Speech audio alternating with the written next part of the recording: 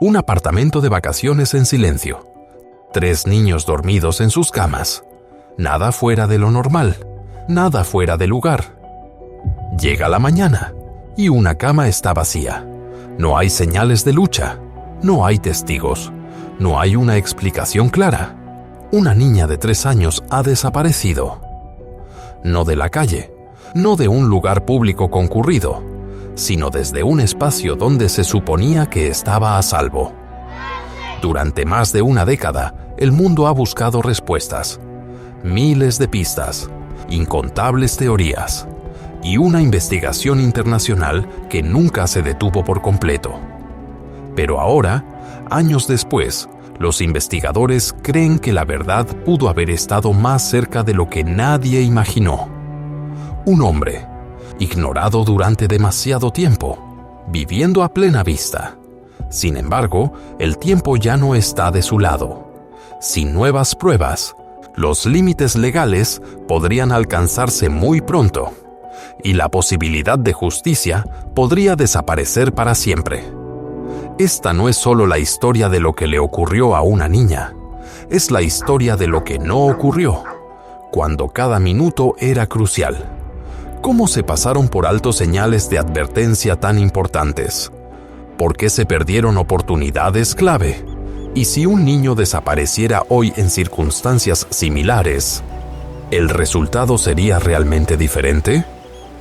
Esta es la investigación sobre la desaparición de Madeleine McCann y las preguntas sin respuesta que aún la persiguen. Hoy te presentamos un documental Crímenes Reales sobre el caso de Madeleine Beth McCann. Madeleine Beth McCann nació en Leicester, Inglaterra, en mayo de 2003. Desde muy pequeña, familiares y amigos la describían como una niña brillante, llena de energía y curiosa por todo lo que la rodeaba. Una presencia que llenaba la casa de risas. Al acercarse a su 4º cumpleaños, Madeleine era la hermana mayor de los gemelos Sean y Amelie, y disfrutaba de cosas muy propias de la infancia, como las muñecas, los vestidos y el color rosa. Para Kate y Gerry McCann, sus 3 hijos no solo representaban una familia completa, sino el resultado de un camino largo y difícil para convertirse en padres. Ambos eran médicos, se conocieron mientras estudiaban medicina y construyeron una vida que, en muchos sentidos, parecía el modelo clásico de la clase media. Carreras estables, planes claros para el futuro y un matrimonio que se veía sólido y seguro. Pero entonces, en una sola noche, todo cambió. Un punto de quiebre que haría que el nombre de Madeleine quedara ligado a uno de los casos de persona desaparecida más seguidos de la historia moderna. En 2007, la familia McCann y un grupo cercano de amigos, la mayoría médicos y colegas de muchos años, entre ellos Jane Tanner, Russell O'Brien, Fiona y David Payne, Matthew y Rachel Oldfield y Diane Webster, decidieron llevar a sus hijos de vacaciones a Praia da Luz, en el sur de Portugal. Se hospedaron en el complejo Ocean Club, en la región del Algarve, un lugar descrito durante mucho tiempo como tranquilo, familiar y muy popular entre residentes británicos y alemanes. Para ellos, se trataba de unas vacaciones simples y familiares, sin ninguna señal, en ese momento, de que algo estuviera mal. La noche del 3 de mayo de 2007, alrededor de las 8:30 de la noche, Gerry y Kate McCann acostaron a sus 3 hijos en el apartamento 5A, una unidad en la planta baja del complejo Ocean Club. Como en noches anteriores, salieron a cenar a un restaurante ubicado a unos 50 metros de distancia. El grupo de amigos acordó turnarse para revisar a los niños cada 20 a 30 minutos. Cerca de las 10 de la noche, fue el turno de Kate de regresar al apartamento. Al entrar al dormitorio, se dio cuenta de que Madeleine ya no estaba allí. Los hermanos gemelos seguían dormidos en sus camas, pero Madeleine era la única niña que había desaparecido esa noche. En ese momento, Madeleine tenía apenas 3 años, a solo unos días de cumplir 4. Familiares y amigos comenzaron de inmediato a buscarla por todo el complejo, pero no se encontró ningún rastro. La policía local no llegó al lugar hasta aproximadamente 3 horas después de que se descubrió la desaparición. Este retraso fue duramente criticado más tarde como un error grave, ya que en los casos de niños desaparecidos, las primeras horas suelen ser decisivas para las posibilidades de encontrarlos con vida. Familiares y amigos proporcionaron información a los investigadores con rapidez. Algunos testigos informaron que, alrededor de las 9:15 de la noche, vieron a un hombre cargando a una niña pequeña en la zona. Kate McCann declaró que, cuando entró a la habitación, la ventana estaba abierta y una fuerte corriente de aire hizo que la puerta se cerrara de golpe. También recordó que, más temprano, esa misma mañana, Madeleine le había preguntado por qué su madre no había entrado al cuarto la noche anterior cuando ella y los gemelos estaban llorando. En las primeras horas tras la desaparición de Madeleine, huéspedes del complejo, miembros del personal y aproximadamente 200 agentes de la policía local participaron en una búsqueda extensa por todo el Ocean Club. Una de las teorías planteó que Madeleine pudo haberse despertado, notado que estaba sola y salido a buscar a sus padres, perdiéndose o enfrentando algún problema en el camino. Sin embargo, la familia McCann sostuvo que ese no era un comportamiento habitual en Madeleine, y si una niña de 3 años no estaba segura dentro de un complejo turístico, la pregunta pasó a ser: ¿dónde podría estar a salvo?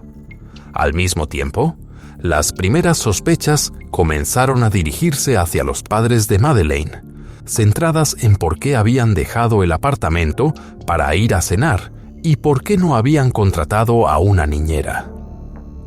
La investigación inicial estuvo a cargo de Olegario Sousa, jefe de la Policía Judicial de Portimão, con supervisión regional de Gonzalo Amaral, director de la Unidad de Investigación Criminal. Los investigadores revisaron fotografías de turistas y grabaciones de cámaras de seguridad, incluidas imágenes de un hombre que llevaba un objeto envuelto de manera ajustada, inicialmente sospechado de estar relacionado con Madeleine, pero que nunca fue confirmado. Las autoridades portuguesas notificaron a Interpol sobre la desaparición. Para el 9 de mayo, se había emitido una notificación amarilla a 190 países miembros. Se reforzaron las medidas de seguridad en aeropuertos y cruces fronterizos, especialmente a lo largo de la frontera con España, donde los investigadores creían que un posible responsable podría salir de Portugal con rapidez.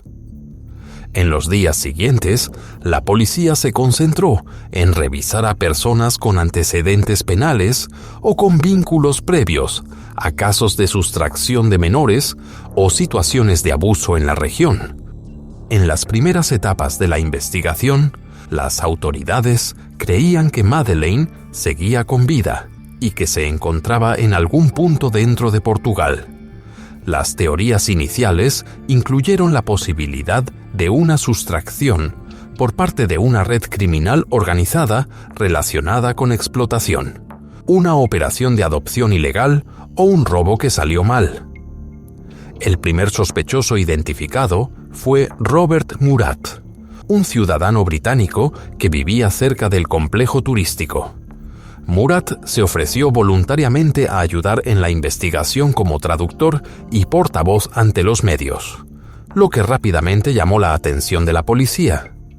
Explicó que su motivación se debía a que tenía una hija de aspecto similar a Madeleine, a quien no había visto durante mucho tiempo tras un divorcio.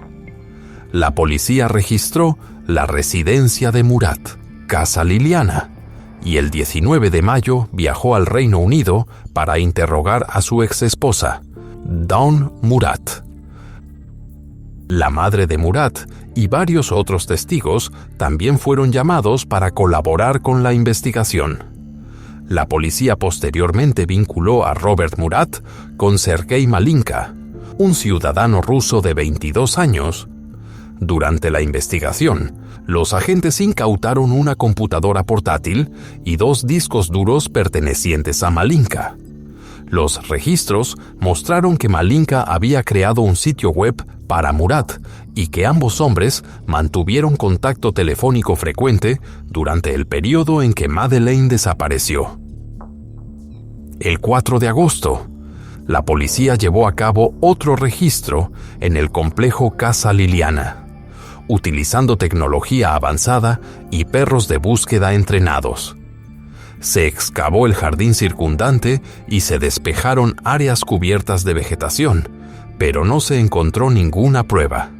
Finalmente, no existía base legal para presentar cargos contra Murat y fue retirado de la lista de sospechosos. Más tarde, Murat presentó demandas por difamación contra varios medios de comunicación y recibió una compensación de $850,000 estadounidenses. En los primeros 11 días tras la desaparición de Madeleine, se realizaron numerosas búsquedas. Toda la zona fue rastreada con la ayuda de perros de búsqueda de la Guardia Nacional Republicana, pero no se descubrió ningún rastro. A partir del 18 de mayo, la operación de búsqueda se amplió tanto en escala como en visibilidad pública. La policía portuguesa registró más de 500 lugares alrededor del complejo turístico antes de extender sus esfuerzos más allá de las fronteras de Portugal. Más de 1,000 agentes de policía, junto con alrededor de 100 voluntarios, participaron en la búsqueda de Madeleine McCann. Embarcaciones, helicópteros, agentes de la policía de Leicestershire y especialistas británicos en investigaciones de sustracción de menores fueron desplegados en Praia da Luz para rastrear toda la zona. La presencia de las autoridades británicas tenía como objetivo apoyar tanto la investigación como a la familia McCann. El 29 de mayo de 2007, un equipo de analistas de datos de telefonía móvil procedente del Reino Unido viajó a Portugal para examinar las comunicaciones activas en el área en el momento en que Madeleine desapareció. Utilizaron técnicas de triangulación para rastrear el movimiento de los dispositivos móviles. Para el 31 de julio, especialistas adicionales del Centro de Protección Infantil y Explotación en Línea del Reino Unido fueron enviados para ayudar a la policía local y para colaborar en la elaboración de un perfil psicológico de un posible sospechoso. Al mismo tiempo, la desaparición atrajo rápidamente una intensa atención de los medios internacionales. Los padres de Madeleine cooperaron activamente con la prensa, convencidos de que una cobertura amplia podría ayudar a traer a su hija de regreso a casa. Durante ese periodo, alrededor de 200 periodistas estaban presentes de manera regular en el complejo Ocean Club, convirtiendo a Praia da Luz en el centro de la atención pública mundial. Asesores de medios orientaron a la familia McCann sobre cómo responder a la creciente demanda de información por parte de la prensa. Al mismo tiempo, lanzaron el sitio web findmadeleine.com y comenzaron una campaña internacional de concienciación pública, que rápidamente atrajo una atención masiva. Profundamente vinculados a su fe católica, Jerry y Kate McCann viajaron al Vaticano para reunirse con el Papa Benedicto XVI y buscar apoyo espiritual. Le pidieron que bendijera una fotografía de Madeleine y que rezara por su regreso a salvo.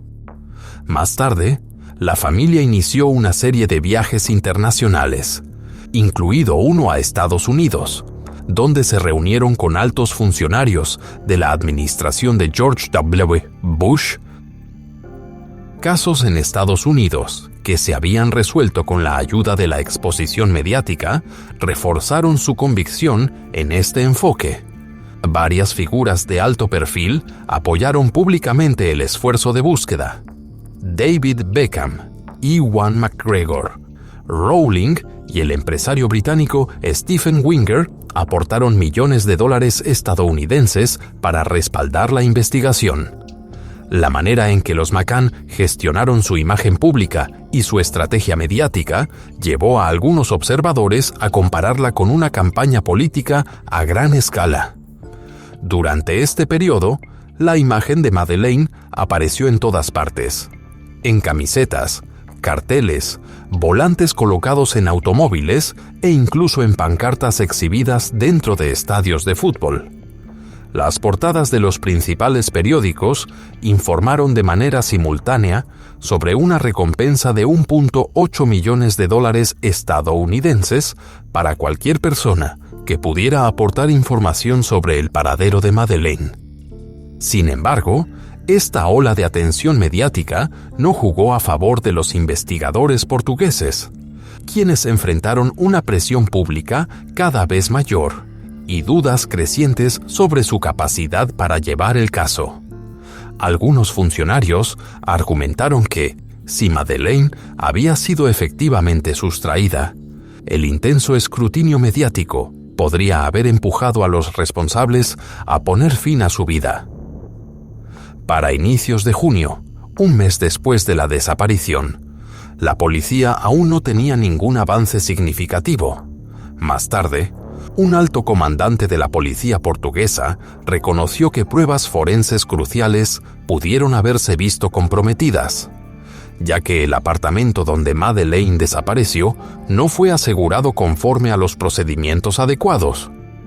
De hecho, el apartamento fue alquilado a turistas en 2 ocasiones después de que la familia McCann se marchara. La prensa también reveló que la escena había sido alterada durante la respuesta inicial. Los métodos de investigación recibieron nuevas críticas cuando se supo que la policía no había revisado la basura del apartamento ni del complejo. No había analizado por completo las listas de huéspedes y no había realizado entrevistas amplias con todas las personas presentes en el momento del incidente. Estas deficiencias fueron expuestas con rapidez tanto por los medios nacionales como internacionales, intensificando la controversia sobre la forma en que el caso fue manejado desde sus primeros días. El 13 de junio de 2007, la policía realizó una búsqueda de Madeleine en una zona montañosa tras recibir una pista de un medio de comunicación neerlandés. Para el 22 de junio, nuevos informes desviaron la investigación hacia Malta, donde varios residentes afirmaron haber visto a una niña que se parecía a Madeleine. Sin embargo, estas pistas nunca fueron confirmadas. En julio de 2007, la policía británica envió a Portugal a 2 perros de búsqueda, especialmente entrenados para colaborar con la investigación. Trabajando junto a la Policía Judicial Portuguesa, los perros fueron llevados a examinar el apartamento 5A y el automóvil de alquiler que la familia McCann había utilizado varios días después de la desaparición de Madeleine. Durante estas inspecciones, los perros reaccionaron a indicadores biológicos específicos en la llave del vehículo, dentro del maletero y en varios puntos del apartamento, así como en objetos personales pertenecientes a Kate y Gerry McCann. A partir de esas alertas, la policía recogió muestras de fibras de un sofá del apartamento y del peluche que Madeleine solía llevar consigo, un objeto que había aparecido de forma recurrente durante las apariciones de Kate McCann ante los medios. Todas las muestras recolectadas fueron enviadas posteriormente a laboratorios del Reino Unido para su análisis. Alrededor del mismo periodo, el Centro de Protección Infantil y Explotación en Línea del Reino Unido envió especialistas adicionales a Portugal para apoyar a la policía local y ayudar a elaborar un perfil psicológico de un posible sospechoso. Para inicios de agosto de 2007, el foco de la investigación se desplazó hacia Urs Hans von Esch, un ciudadano suizo que residía en Benimantel, España, y que había sido considerado anteriormente persona de interés por la policía suiza en la desaparición de una niña de 5 años, ocurrida varios años antes. Si ese hombre estuvo realmente involucrado, cualquier información pudo haber terminado con él, ya que falleció apenas unos meses después de la desaparición de Madeleine. Con el objetivo de identificar a un posible responsable, los investigadores volvieron a centrar su atención en Robert Murat, un ciudadano británico que vivía cerca del complejo turístico. El 4 de agosto de 2007, la policía registró por segunda vez la vivienda de Murat, utilizando tecnología avanzada y perros de búsqueda entrenados. El jardín circundante fue excavado y se despejaron zonas cubiertas de vegetación, pero no se encontró ninguna prueba. A partir de ese momento, Robert Murat fue retirado oficialmente de la lista de sospechosos. Al mismo tiempo, a medida que otras líneas de investigación eran descartadas, la policía difundió a los medios la descripción de un hombre visto la noche en que Madeleine desapareció, presuntamente cargando a una niña pequeña. Esto reforzó la teoría de una sustracción, pero nunca se proporcionó a los investigadores información creíble. Cuando el caso alcanzó el día número 100, la policía declaró que las posibilidades de que Madeleine siguiera con vida eran muy bajas. Desde ese momento, el expediente pasó a ser tratado como un caso de extrema gravedad y no solo como una investigación por persona desaparecida. En declaraciones públicas, Jerry y Kate McCann reconocieron que el peor escenario había sido considerado desde los primeros días, pero afirmaron que seguirían aferrándose a la esperanza de que su hija fuera encontrada. La familia también asumió un papel activo en los esfuerzos de búsqueda. Jerry McCann difundió un video en el que expresó su creencia de que su familia pudo haber estado bajo vigilancia en los días previos a la desaparición de Madeleine. Con base en el testimonio de un turista británico, los McCann también publicaron bocetos de sospechosos, describiendo a un hombre sospechoso visto cerca del complejo turístico en ese mismo periodo. En septiembre de 2007, varios turistas entregaron a la policía una fotografía tomada en Marruecos, afirmando que mostraba a una niña que se parecía a Madeleine.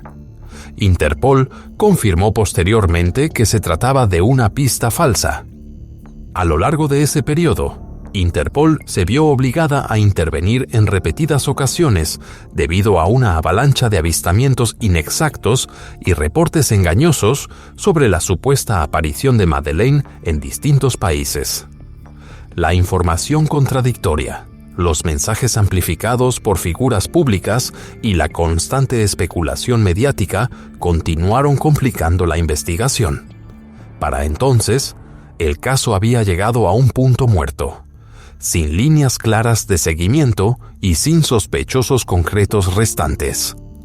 La policía portuguesa expresó abiertamente su frustración, señalando que se vio obligada a operar bajo una intensa presión mediática, así como ante interferencias por parte de la familia de Madeleine y de las autoridades británicas. Algunos agentes reconocieron que errores cometidos en las primeras etapas afectaron el rumbo de la investigación, ya que se puso demasiado énfasis en la desaparición en sí sin asegurar plenamente pruebas criminales clave. Investigadores independientes que revisaron el caso más tarde concluyeron que las agencias involucradas a menudo priorizaron la competencia por encima de la cooperación, Además, se citaron diferencias culturales y lingüísticas como barreras para una colaboración efectiva. Por su parte, la policía británica sostuvo que la aceptación por parte de Portugal de la ayuda del Reino Unido llegó demasiado tarde, casi 3 meses después de la desaparición de Madeleine, lo que volvió mucho menos efectivas numerosas vías de investigación. Para septiembre de 2007, la policía portuguesa recibió los resultados de las pruebas forenses recogidas en el apartamento donde Madeleine desapareció y en el automóvil de alquiler utilizado por Jerry y Kate McCann. Estos hallazgos fueron considerados un punto de inflexión en la investigación. Kate McCann fue citada a declarar en calidad de testigo y, poco después, también su esposo, Jerry McCann. Días más tarde, ambos fueron designados formalmente como principales sospechosos en el caso relacionado con la desaparición de su hija. Esa decisión se extendió posteriormente a los 7 amigos que habían vacacionado con la pareja. Después de que la policía concluyera que sus declaraciones contenían múltiples inconsistencias y contradicciones, estas sospechas se vieron reforzadas por el testimonio de un testigo que afirmó que Jerry y Kate permanecieron en la mesa durante casi toda la cena y solo se ausentaron una vez. Personal del restaurante declaró que, durante la cena, el grupo consumió 8 botellas de vino, casi una por persona, una cantidad que las autoridades describieron como significativa para adultos responsables de niños pequeños. La policía también señaló que transcurrieron al menos 40 minutos entre el momento en que se descubrió la desaparición de Madeleine y el aviso a las autoridades.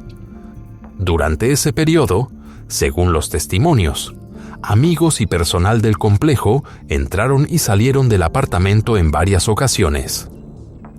El 9 de septiembre, apenas unos días después de que Jerry y Kate recibieran formalmente el estatus de sospechosos, la pareja regresó al Reino Unido junto con sus gemelos.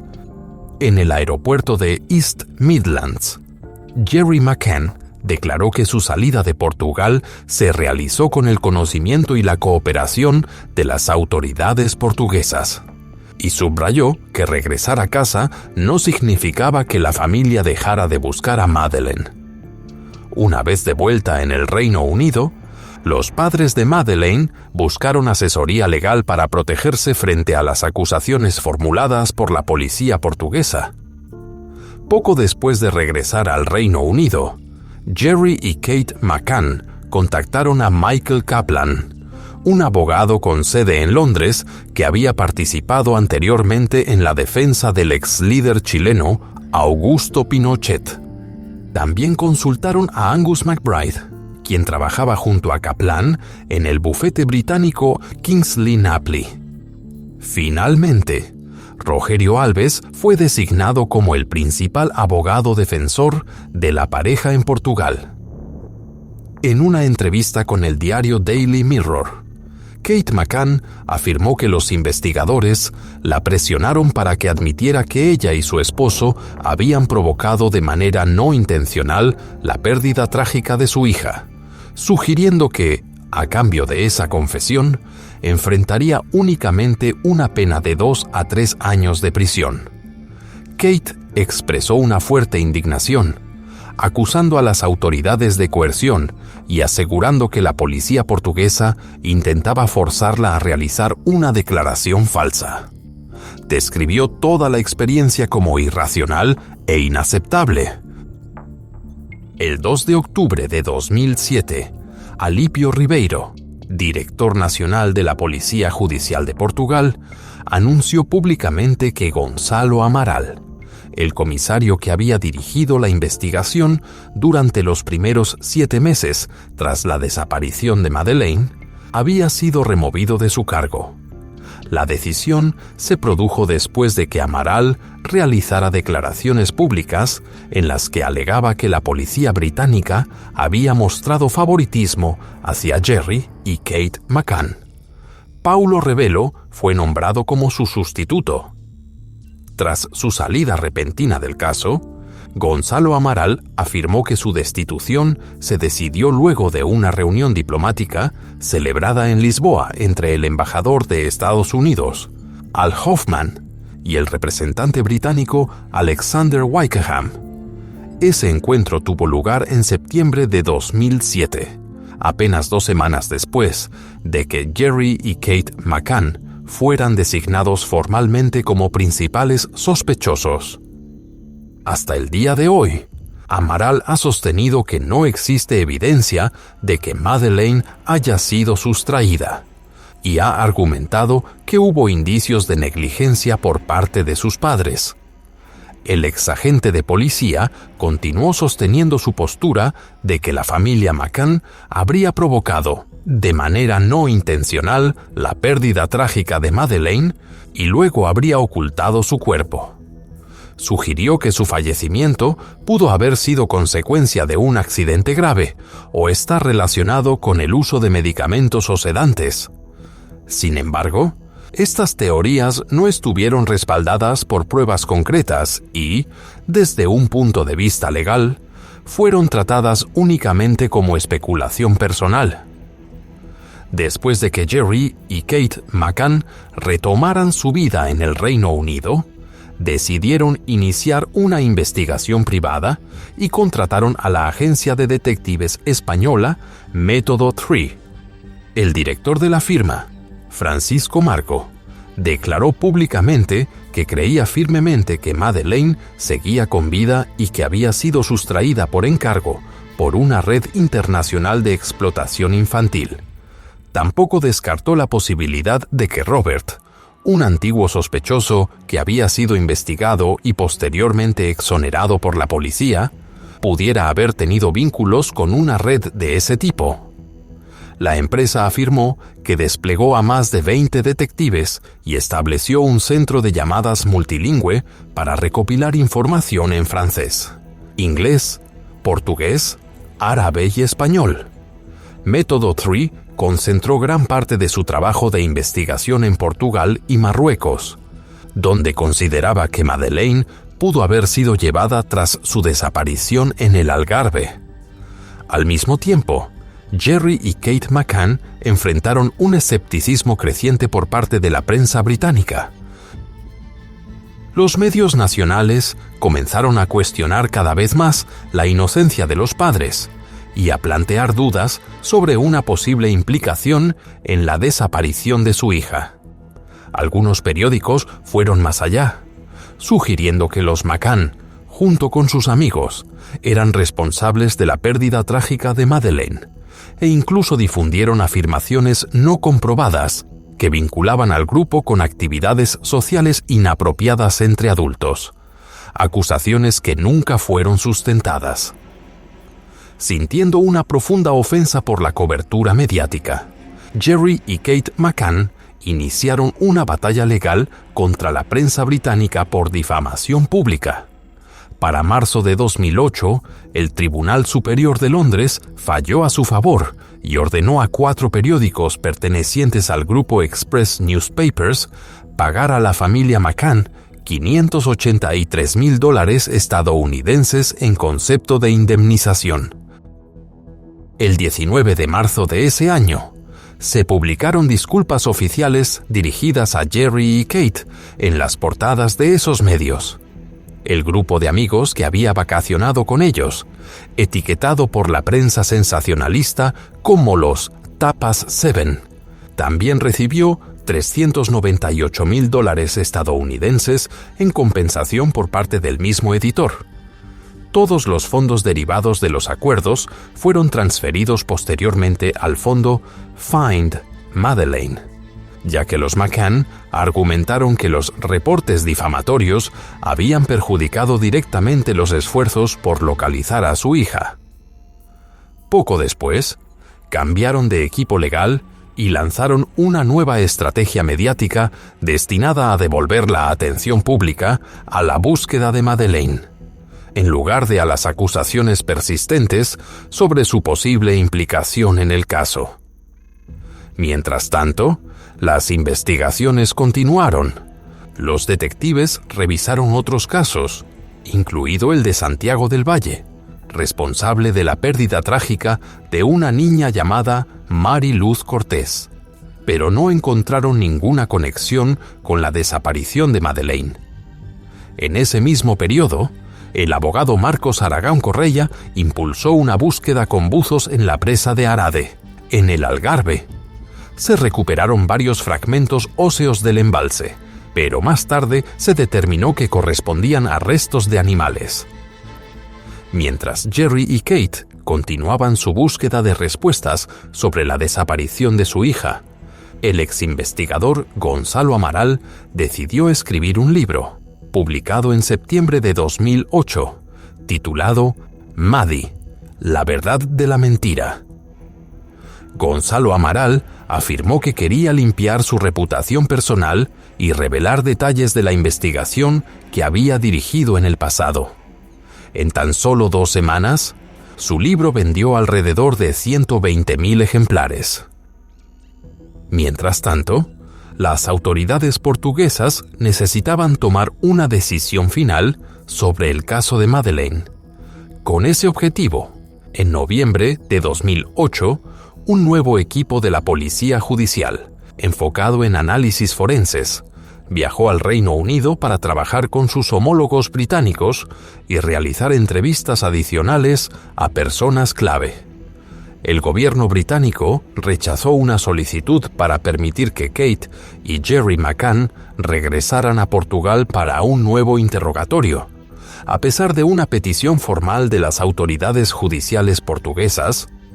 Posteriormente, los sistemas de justicia de ambos países reexaminaron de manera conjunta todos los análisis de ADN relacionados con el caso de Madeleine. A partir de esa revisión, se elaboró un informe oficial que sirvió de base para que el Ministerio de Justicia de Portugal retirara el estatus de sospechosos a Jerry y Kate McCann, así como a sus compañeros de viaje. El expediente fue archivado formalmente por falta de fundamentos legales suficientes para continuar la investigación. El informe señaló que los análisis de ADN vinculados a los rastros sospechosos y a las señales detectadas por los perros de búsqueda alcanzaban un nivel de certeza de 88%, insuficiente para sustentar cargos penales. También indicó la posibilidad de que los rastros identificados por los perros fueran anteriores a la desaparición de Madeleine por varios años, potencialmente hasta 7. Aunque no se hizo pública una explicación detallada sobre la metodología ni la base de esa conclusión. Tras quedar libres de sospecha, Jerry McCann regresó a Portugal en abril de 2009. Con el caso archivado, propuso la realización de un documental para conmemorar 2 años desde la desaparición de su hija, con el objetivo de mantener la atención pública sobre el caso.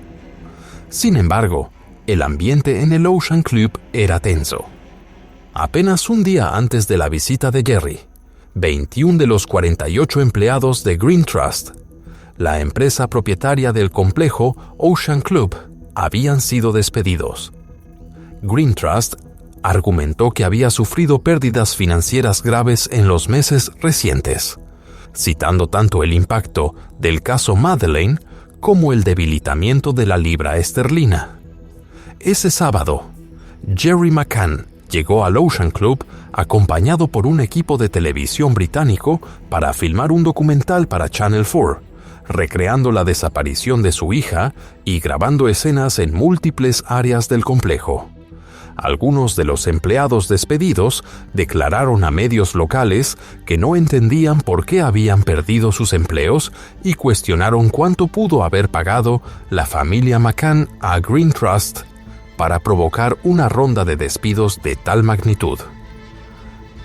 Para los residentes de Praia da Luz, La desaparición de Madeleine fue vista ampliamente como el golpe más dañino a la imagen del pueblo, afectando no solo a la pequeña comunidad, sino a toda la región del Algarve. Sostuvieron que quienes dependían del turismo, incluidas empresas como el Ocean Club, se vieron directamente impactados por una fuerte caída en el número de visitantes. Durante la filmación, cuando Jerry McCann apareció en las calles, algunos transeúntes le gritaron. Según medios locales, expresaron que estaban cansados de su presencia y exigieron que se marchara para que el pueblo pudiera volver a la normalidad. El documental de Channel 4, dirigido por Emma Loach, se emitió en mayo de 2009. Posteriormente, el programa fue vendido a cadenas de Portugal y de varios otros países europeos. En medio de críticas continuas y disputas legales, Jerry y Kate McCann siguieron afirmando que su máxima prioridad era encontrar a su hija y asegurar que la investigación no quedara cerrada de manera definitiva. Por ese motivo, presentaron una demanda contra la policía portuguesa, alegando que se les había negado el acceso a archivos de la investigación que, según afirmaban, eran necesarios para proporcionar a los investigadores privados contratados por la familia. En marzo de 2010, un tribunal portugués ordenó que todo el expediente de la investigación, compuesto por aproximadamente 2.000 páginas, fuera entregado a los padres de Madeleine. El excomisario Gonzalo Amaral sostuvo que Portugal había mostrado debilidad bajo la presión del Reino Unido y describió la decisión de archivar la investigación sobre la misteriosa desaparición de Madeleine como una fuente de vergüenza para su país y para el sistema de justicia portugués. Al mismo tiempo, Amaral enfrentó acciones legales por parte de Jerry y Kate McCann debido a la publicación de su libro Maddie, la verdad de la mentira. La obra fue suspendida de manera temporal en septiembre de 2009 mediante una orden de urgencia emitida por el Tribunal Civil de Lisboa. Amaral apeló ante el Tribunal de Apelación de Lisboa y, en febrero de 2010, los derechos de distribución fueron restablecidos. Esa decisión fue confirmada posteriormente por el Tribunal Supremo de Portugal en noviembre de 2010, que dictaminó que la libertad de expresión y de opinión prevalecía sobre la reputación personal de la familia McCann en este contexto. El conflicto legal llegó finalmente al Tribunal Europeo de Derechos Humanos, que en septiembre de 2022 falló a favor del Tribunal Supremo portugués y de Gonzalo Amaral. Años antes, en 2011, Kate McCann decidió publicar un libro con el objetivo de recaudar fondos y continuar la búsqueda de su hija. Su memoria, titulada Madeleine, describió la angustia prolongada que vivió tras la desaparición de su hija, la depresión severa que experimentó y que estuvo a punto de afectar su matrimonio, así como los momentos de desesperación que enfrentó durante ese periodo profundamente difícil. Ese mismo año, los padres de Madeleine acudieron a altos niveles del gobierno británico con el objetivo de impulsar la reapertura del caso.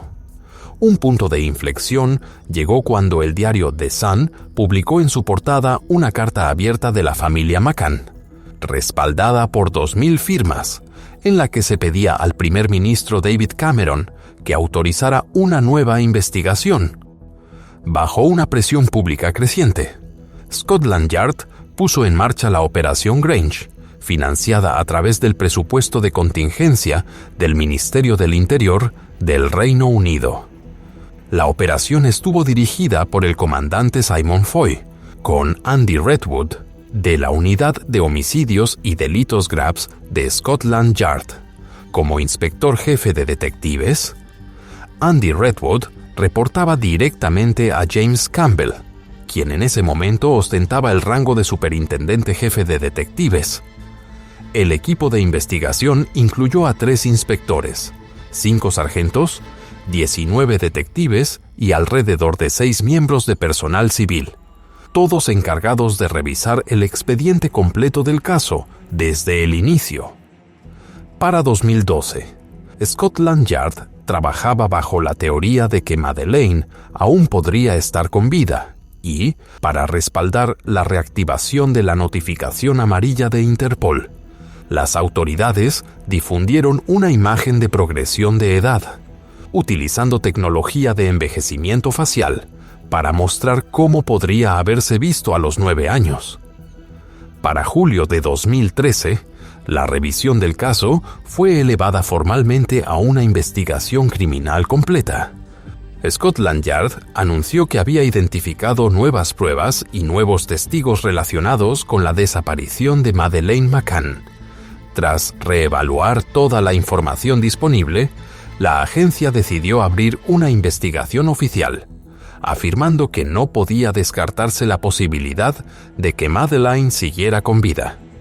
Bajo esta línea de investigación, se identificaron 38 personas de interés, entre ellas 13 ciudadanos británicos. Para entonces, las autoridades portuguesas ya habían cerrado su propia investigación. En el programa de investigación Crime Watch de la BBC, la policía difundió retratos compuestos de un hombre que se creía había estado cargando a un niño rubio, de entre 3 y 4 años de edad, en Praia da Luz, aproximadamente 25 minutos antes de la desaparición de Madeleine. Según la descripción, el hombre tenía el cabello castaño corto, estatura media, el rostro sin barba, piel clara y una edad estimada de entre 20 y 40 años. Con base en esta nueva información, la policía portuguesa reabrió oficialmente la investigación y comenzó a trabajar en coordinación con Scotland Yard, citando nuevas líneas de indagación. En una declaración posterior, las autoridades pidieron la ayuda del público para identificar a este hombre, instando a cualquier persona con información relevante a contactar de inmediato a las fuerzas del orden y subrayando que la identificación de este individuo era crucial para el avance del caso. En ese momento, los investigadores consideraban que la desaparición de Madeleine mostraba indicios de haber sido planificada con antelación y se centraron en analizar los movimientos de las personas presentes entre las 8:30 y las 10 de la noche, cuando sus padres salieron del apartamento para cenar en un restaurante dentro del complejo, el 3 de mayo de 2007. Para 2014, detectives británicos viajaron a Portugal para interrogar a 3 sospechosos de robos, presuntamente parte de un grupo que tenía como objetivo viviendas en el sur de la región del Algarve, con el fin de evaluar cualquier posible vínculo con el caso.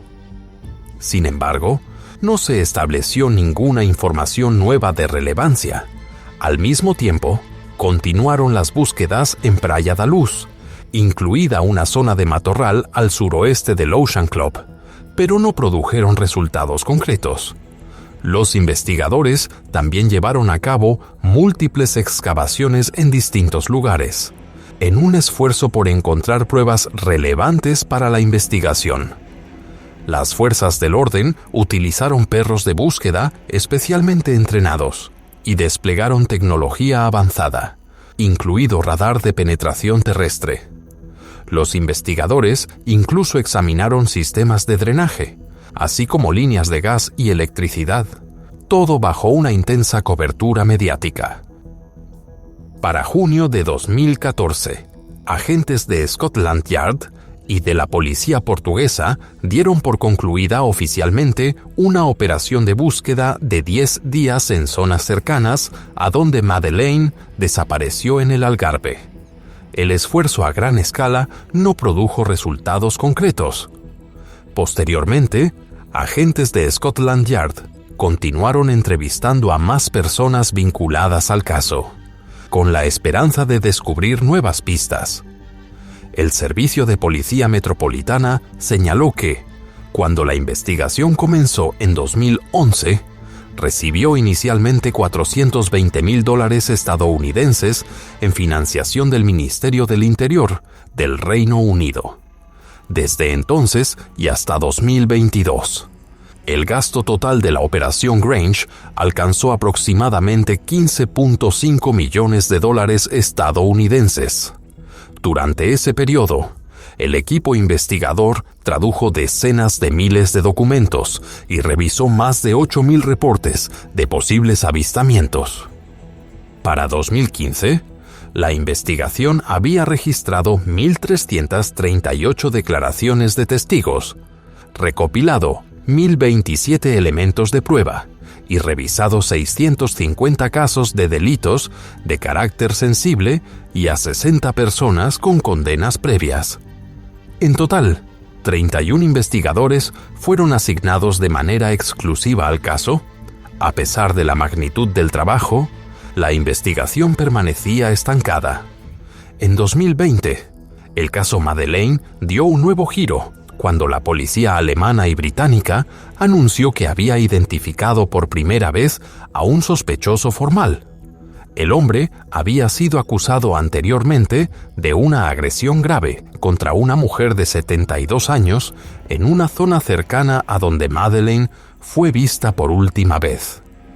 El sospechoso fue identificado como Christian Bruckner, un hombre de 43 años que, en ese momento, cumplía una condena de prisión en Alemania por un delito grave, además de otros crímenes relacionados con Praia da Luz, incluidos el tráfico de sustancias ilegales y situaciones de explotación infantil.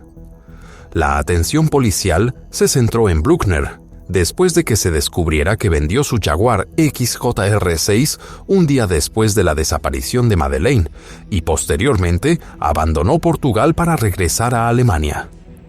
Datos de telecomunicaciones mostraron que el teléfono del sospechoso se conectó durante aproximadamente 30 minutos con otro número activo en la zona donde Madeleine desapareció el 3 de mayo de 2007. Con base en estos elementos, Hans Christian Wolters, fiscal de la Fiscalía alemana, abrió una investigación penal bajo sospecha relacionada con la pérdida trágica de Madeleine McCann. Investigadores alemanes señalaron que creían que Madeleine ya no se encontraba con vida. Citando el historial delictivo del sospechoso y sus antecedentes previos, en declaraciones públicas, la policía alemana afirmó que, desde el punto de vista investigativo, el caso se consideraba prácticamente cerrado.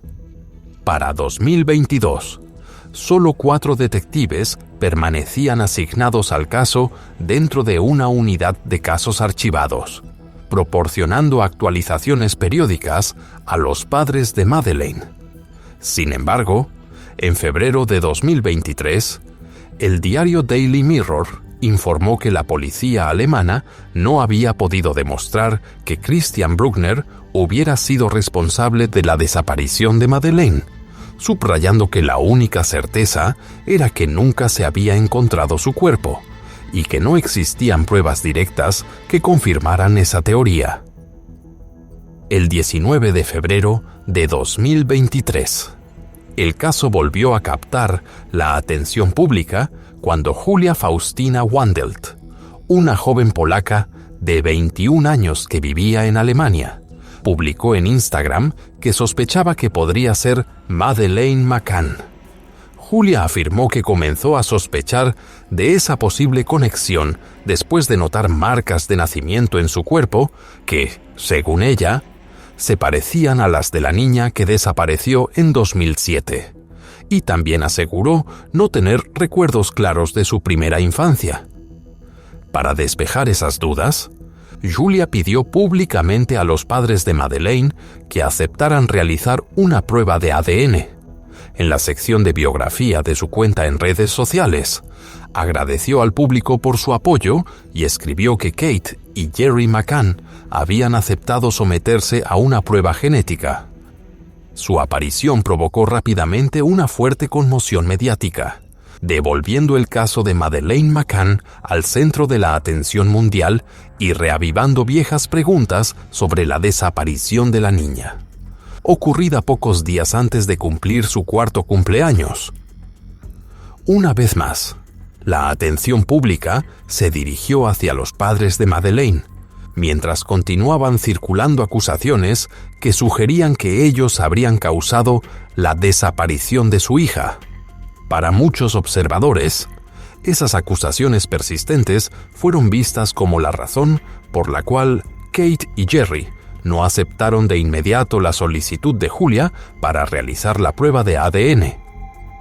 El 20 de febrero, Julia publicó una nueva actualización afirmando que, gracias al apoyo del público, había logrado contactar a familiares de Kate y Jerry, quienes le dijeron que la pareja había decidido seguir adelante con la prueba genética.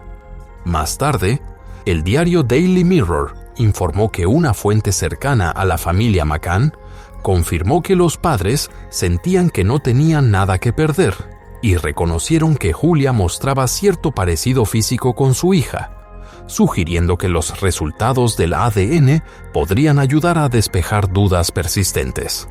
A pesar de estas declaraciones, la prueba de ADN nunca se llevó a cabo.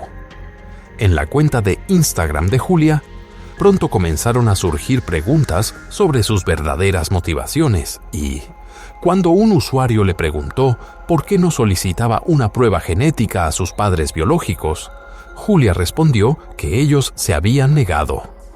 En su cuenta personal, Julia publicó varias imágenes que, según ella, mostraban rasgos que coincidían con los de Madeleine.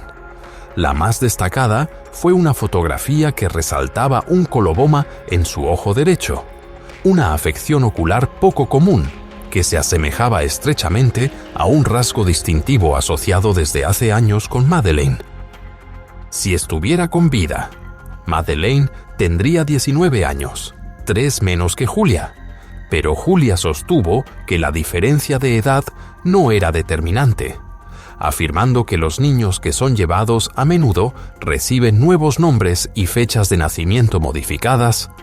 Julia dijo no tener recuerdos claros de su primera infancia y no poder recordar ningún hecho específico relacionado con haber sido llevada. Sin embargo, señaló que a veces surgían imágenes vagas en su mente, incluidas impresiones de un viaje junto al mar con paisajes que le recordaban a Portugal.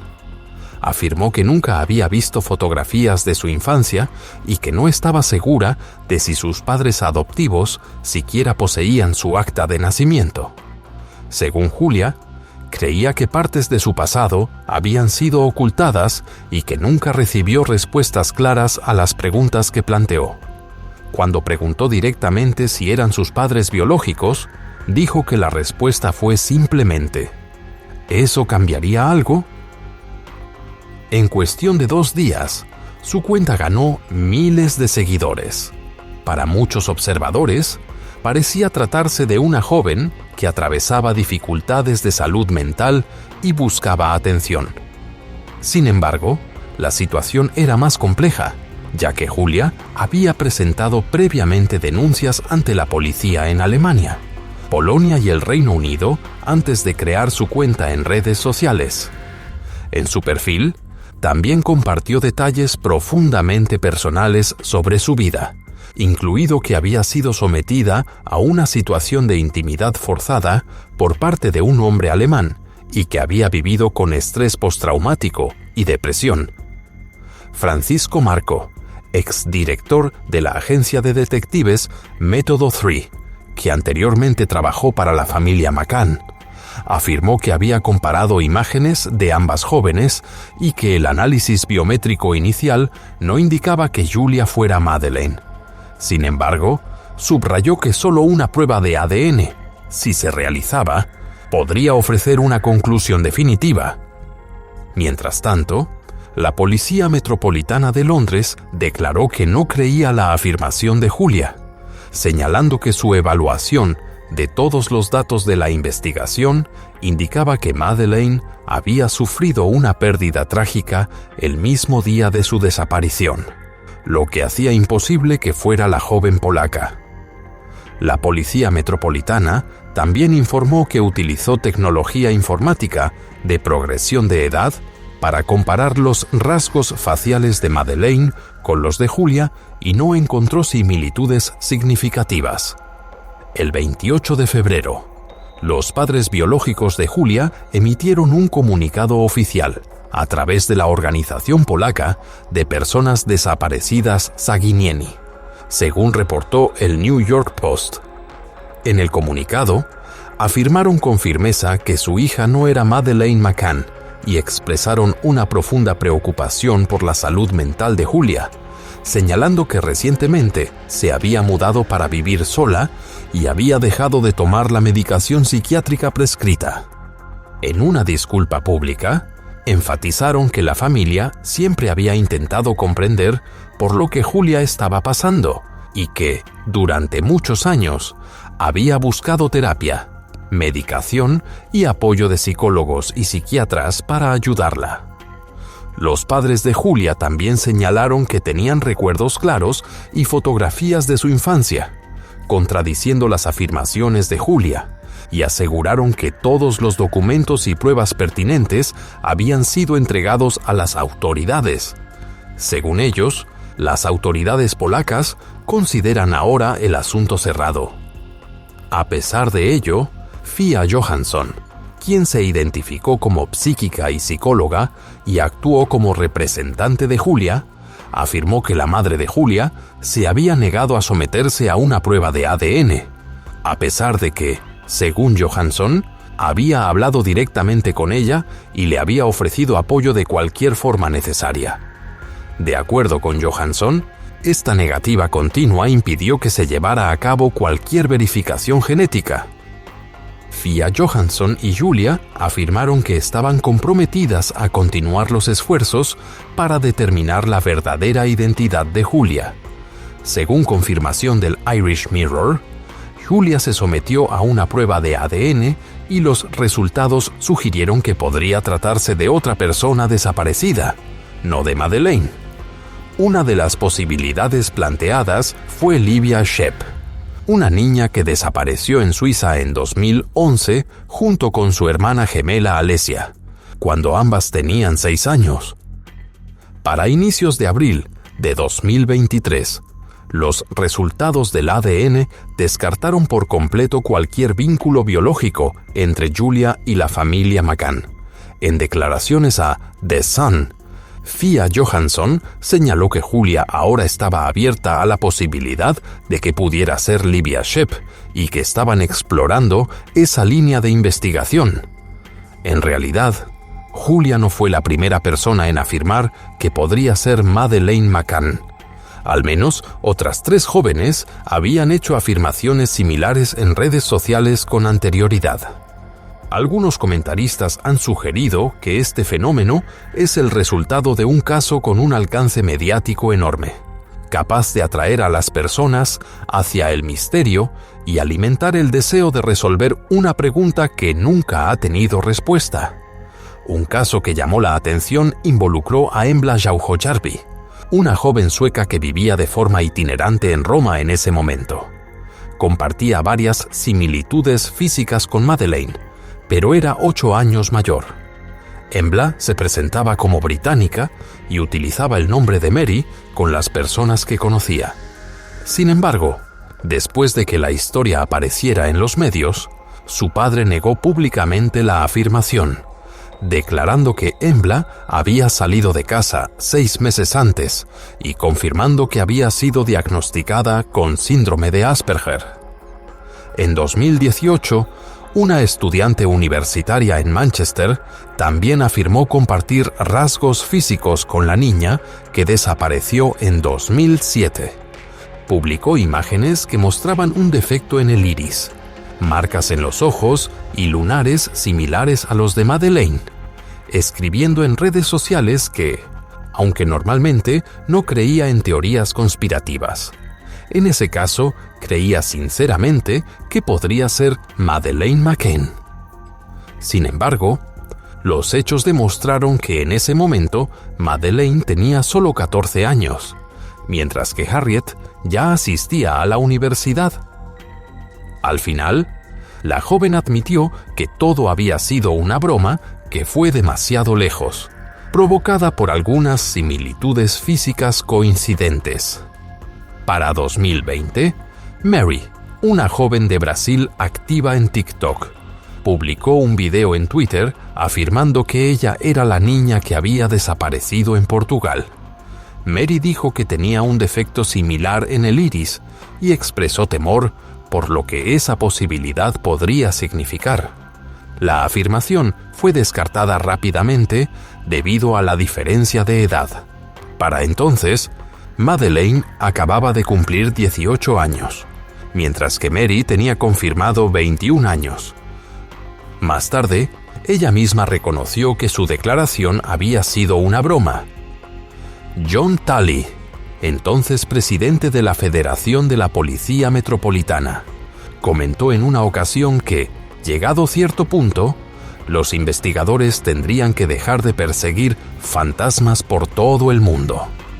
Su comentario reflejaba la realidad de que el caso Madeleine había generado innumerables teorías, incluida la posibilidad de que hubiera sido llevada por un depredador, atraída hacia una red criminal organizada, que hubiera salido del apartamento y sufrido un accidente grave, o incluso afirmaciones de que sus padres estuvieron implicados en la puesta en escena de su desaparición. A pesar de todas estas hipótesis, ninguna ha sido respaldada por pruebas sólidas. Más de 16 años después de que comenzara la búsqueda, el caso de Madeleine McCann sigue clasificado oficialmente como un caso de persona desaparecida y, a diferencia de muchos casos similares, continúa captando una atención pública intensa. Según un informe publicado en 2022, la investigación ha acumulado alrededor de 12,000 páginas de documentos oficiales. Ha llevado a cabo más de 2,000 acciones de investigación y ha realizado 500 búsquedas en zonas relevantes. Numerosos libros se han escrito sobre Madeleine, incluidos 2 de autoría de Kate McCann, y una plataforma de streaming ha producido una serie documental de 8 episodios, manteniendo el caso presente ante una audiencia global. Para algunos sectores del público, el interés constante en este caso se ha mantenido gracias a la estrategia mediática efectiva implementada por los padres de Madeleine y sus asesores, con el objetivo de mantener viva la investigación y proteger su inocencia ante la opinión pública. Otros sostienen que la familia McCann explotó una tragedia personal con fines económicos, con acusaciones que en ocasiones sugirieron que el fondo Find Madeleine fue utilizado para gastos personales, incluidos pagos hipotecarios. Sin embargo, para muchas personas, esta es simplemente una historia con la que cualquier padre puede identificarse, y esa conexión emocional es lo que ha mantenido el caso firmemente arraigado en la conciencia pública. La realidad es que, hasta el día de hoy, no existen indicios claros de que el caso se esté acercando a una conclusión legal definitiva. Las autoridades de Portugal y del Reino Unido no han identificado nuevos elementos lo suficientemente sólidos como para responder a las preguntas pendientes o explicar qué ocurrió realmente con Madeleine McCann. Mientras este misterio siga sin resolverse, la desaparición de la niña británica continuará dominando la cobertura mediática y las conversaciones en redes sociales. Se ha convertido en un terreno fértil para la imaginación colectiva, donde las personas construyen sus propias teorías y buscan respuestas que los investigadores no han logrado proporcionar. Y con esto, la historia de True Crime de hoy llega a su final. Me gustaría conocer sinceramente sus opiniones en los comentarios, con una sola petición. Por favor, muestren respeto por la víctima y su familia. Podemos no estar de acuerdo, pero mantengamos la conversación de manera civil y humana. Este video fue creado con fines educativos y para generar conciencia pública sobre la justicia y la protección de la infancia. No tiene la intención de sensacionalizar ni de impactar de manera innecesaria. Por favor, den me gusta. Suscríbanse y activen las notificaciones para acompañarnos en futuros episodios de True Crime Documentary, donde cada historia alza la voz por la justicia para los niños, por la protección infantil y por un mundo en el que cada niño esté a salvo, sea amado y escuchado.